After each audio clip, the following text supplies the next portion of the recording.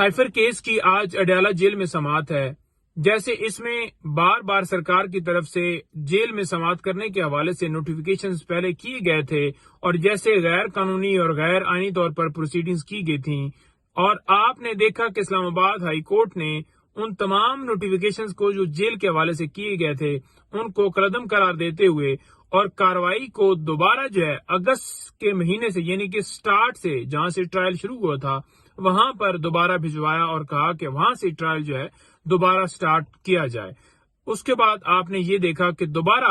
اسی طرح سے ان کیمرہ پروسیڈنگز کی گئیں، جیسے صحافیوں کی پابندی، وکلاء کے جو ہرڈلز اور ساری چیزیں آپ کے سامنے ہیں، تو دوبارہ اسلام آباد ہائی کورٹ نے اس میں حکم امتناع جاری کر دیا۔ تو اب دوسرے تیسرے دن اس کیس کی سماعت لگی ہوتی ہے، لیکن اس میں حکم امتناع جو ہے وہ اسلام آباد ہائی کورٹ نے جاری کیا ہوا ہے۔ دوسرے نمبر پر سپریم کورٹ میں جو لوگوں کے بنیادی حقوق جو ہیں ان کی وائلیشنز کی گئی پورے پاکستان میں، جو لیول پلینگ فیلڈ کے حوالے سے ہم نے درخواست دی تھی سپریم کورٹ میں، جس میں ہم نے یہی استدعا کی تھی کہ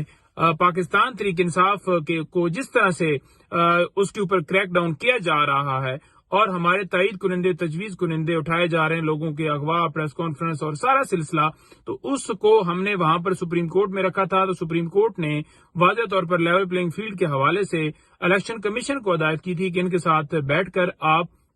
ان کی جو بھی معاملات ہیں وہ حل کریں، لیکن اس کے باوجود آپ نے دیکھا کہ پورے ملک میں جو حال ہوا آپ کے سامنے ایک ایک مثال ہے، چاہے جمشید دستی کی یا عثمان ڈار کے گھر کے حوالے سے یا کوئی بھی آپ کے سامنے، وہ بہت زیادہ تفصیلات ہر روز آپ دیکھتے ہیں۔ تو اس حوالے سے ہم دوبارہ سپریم کورٹ میں گئے کہ توہین عدالت کی کارروائی کی جائے، کیونکہ ہمیں تو کوئی فیلڈ میں اترنے کی جگہ نہیں ہے، ہمیں تو گھر بیٹھنے کی بھی جو ہے لوگوں کو جس طرح سے ان کے ساتھ برتاؤ کیا گیا ہے، تو اس کے اوپر آج توہین عدالت کی کارروائی کرنے کے حوالے سے ہم نے جو درخواست دی تھی وہ آج سماعت کے لیے سپریم کورٹ میں فکس ہے۔ اس کے ساتھ ساتھ نیب القادر ٹرسٹ کیس اور نیب توشہ خانہ کیس، جس کے بارے میں بار بار میں آپ کو بتا رہا کہ یہ کس طرح سے کیس اس میں چلایا جا رہا ہے نیب میں، اس کی بھی آج اڈیالہ جیل میں سماعت ہوگی۔ بہت شکریہ جی، تھینک یو۔